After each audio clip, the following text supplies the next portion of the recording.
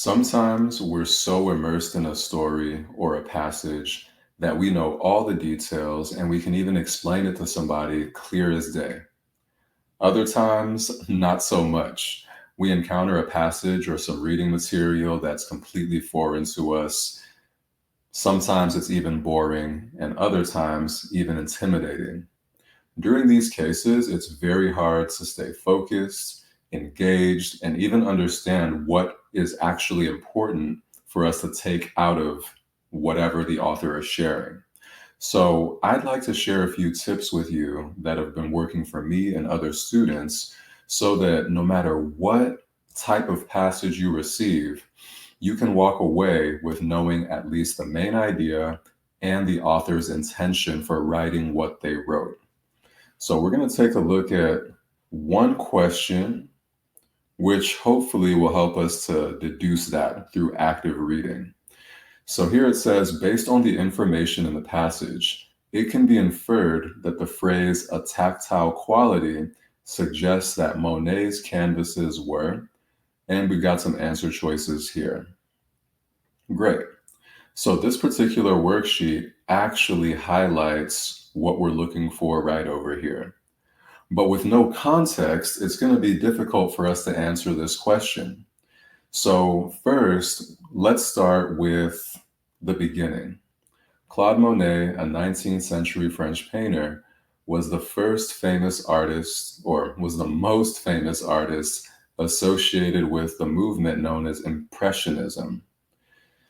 Oftentimes, the first sentence of a paragraph or the first sentence of an essay is going to give us a lot of what we need to know about what to expect from the rest of the passage. This is our main idea. We're talking about Claude Monet. It's giving us a set and setting. This is the time period in which we're studying Claude Monet. And we're also getting a feel for what's going to be discussed, what type of art, also known as Impressionism. Cool. So now that we have a backdrop of what to expect in this article, there's one more place that I'd like for us to divert our attention to, the last sentence. Oftentimes, you're going to get tons of information from the first and the last sentence of your reading. So let's take a look and see. Though he struggled financially throughout his life, when Monet died in 1926, he was one of the most famous and influential painters in the world.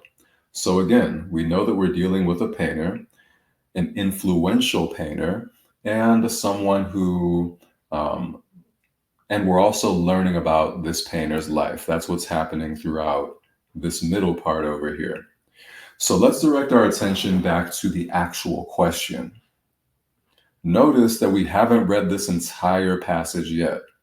If art is something that's not interesting to you at all, but you're still faced with the task of extracting information from the passage, this can be a very useful skill.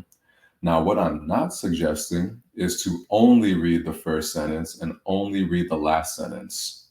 But what I am bringing light to is the fact that you can get a lot of useful information from the beginning and from the end as you sort out what's going on here in the middle. So let's take a look at this question again. We want to infer what a tactile quality could entail.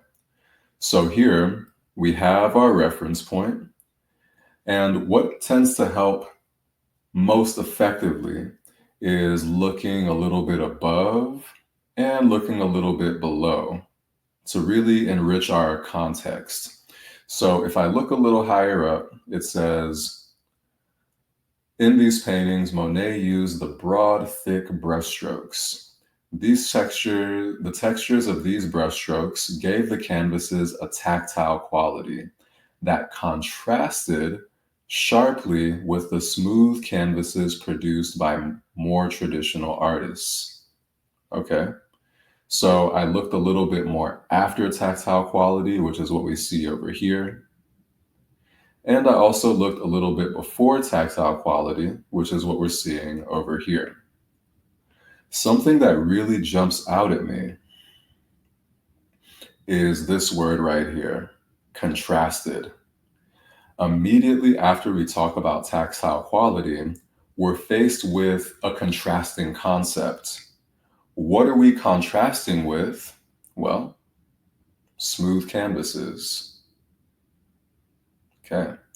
So that lets us know that we're looking for something that contrasts smooth. So let's take a look at our answer choices. If we're looking for something that contrasts smooth, we can already start to eliminate answer choice C. Okay.